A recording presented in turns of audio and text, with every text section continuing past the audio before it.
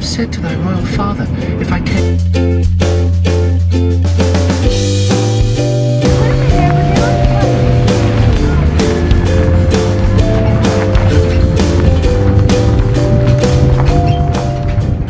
So we're out here, we just picked up a load of hay. We're out here with Keith, and he has an operation called Taul Farms.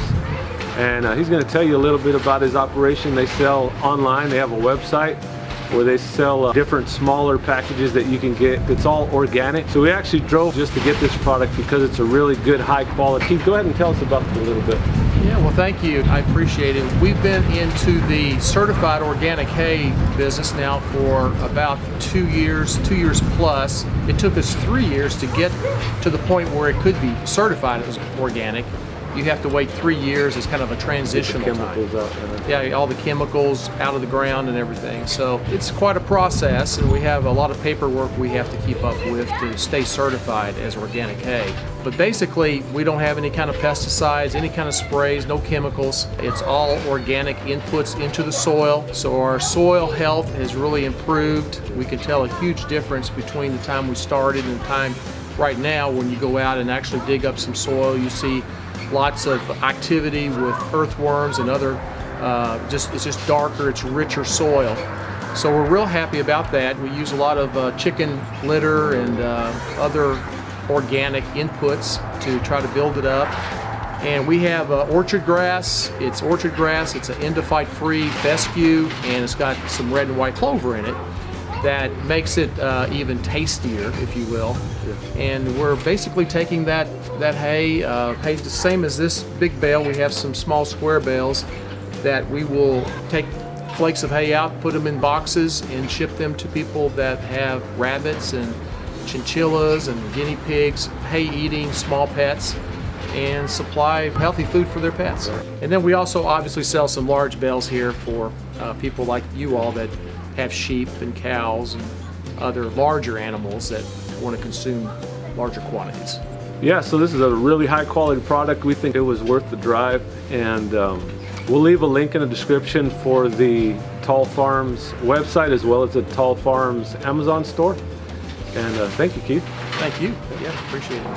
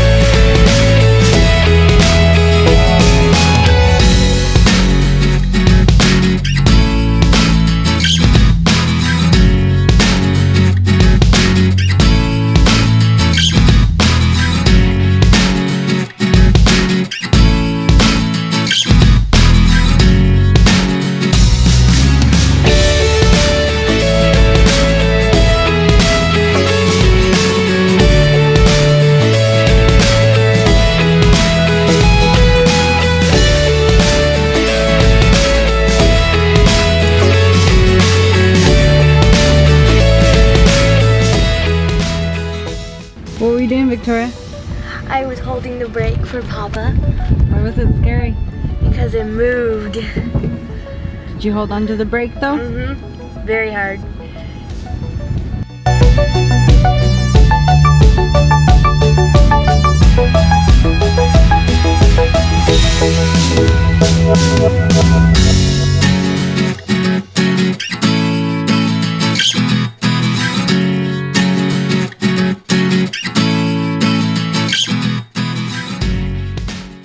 So this is the hay that we got from Taul Farms.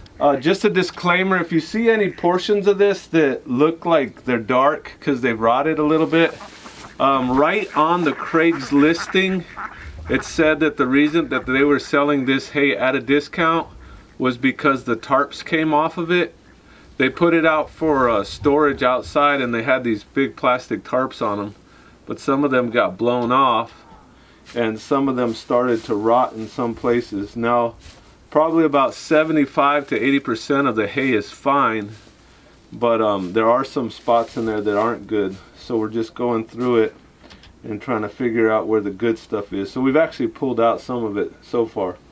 So we've noticed that right in here, right in the middle, it's really good. no issues with it. So we're gonna pull some out and give it to the sheep. I'm gonna try and fill up this box down here. I got this little thing, and this is kind of neat. So I'll just tell you, normally, if you don't know, this is a big round bale. This thing weighs between 800 and 900 pounds. Usually it's a lot closer to 900. He said it's probably about 875. So they're really heavy. There's no way that we could physically push this or move this. And normally this would get moved by a tractor and put out in the field for the animals. Then they would eat it away. So this is kind of an uncommon way of doing it. This is just the way we're doing it because we're small scale. So we're just gonna pull off pieces as we need it and store it here inside of this trailer.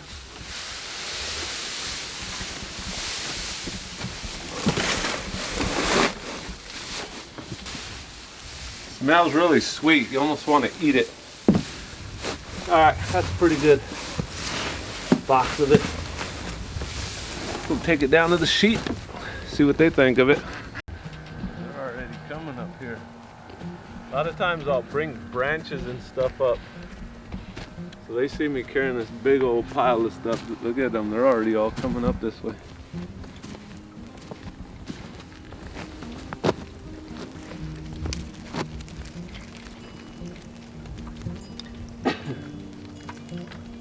Hey, look at them.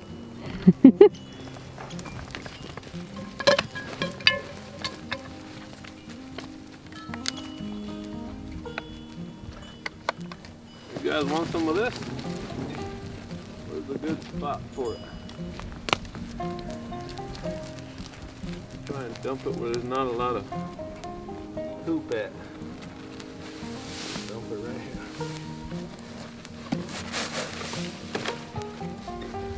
here. I'm guessing that's probably about 10 pounds. There they go.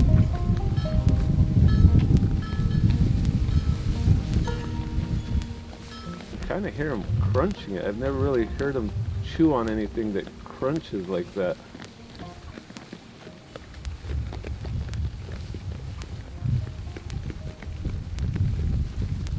So we actually bought this hay for a couple different reasons. One of them obviously is so the sheep can eat it. The sheep, we're noticing some of them have this runny poop, and I think a lot of that is because they're getting what they call endophyte in the grass that's out here. And it kind of causes an irritation to their stomach. This organic hay is endophyte free. It's found in the type of grass that's known as fescue, which is the majority of the grass that we have out here. Another reason is because of the amount of feed that we have left at this time of year.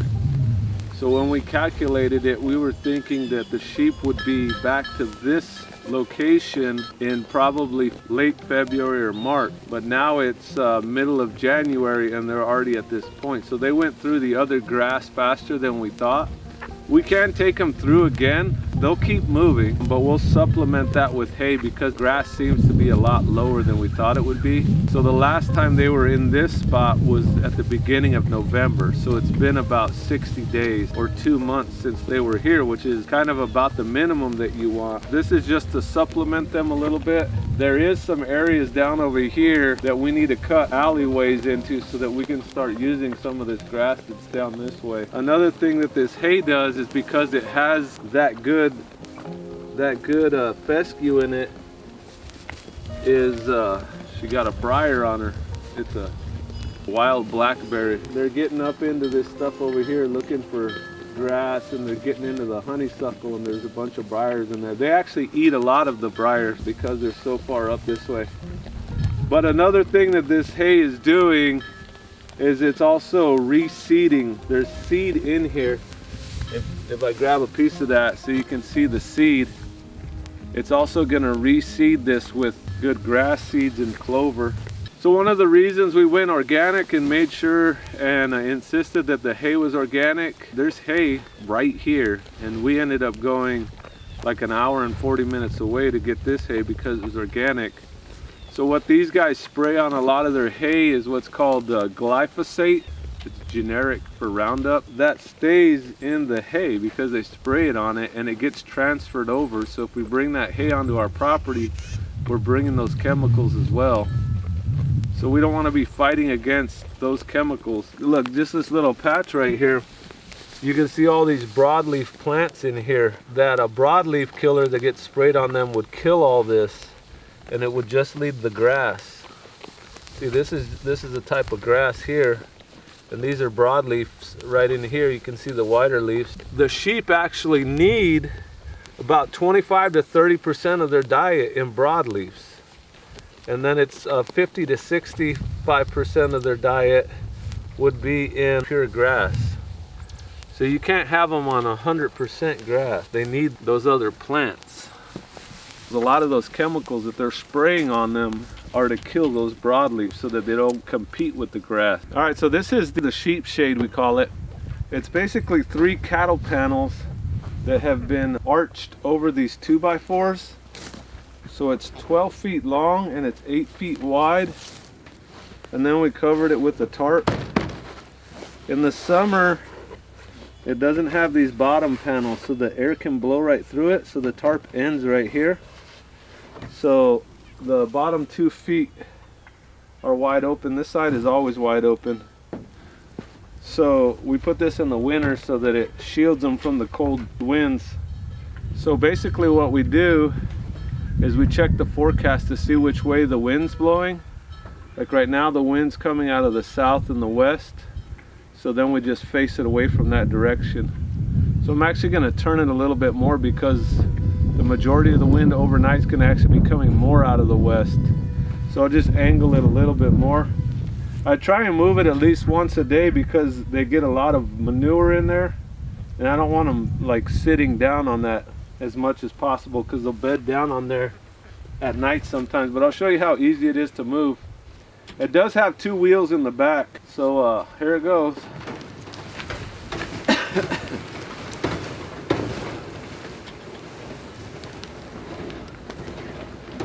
And I'm just gonna angle it down like that.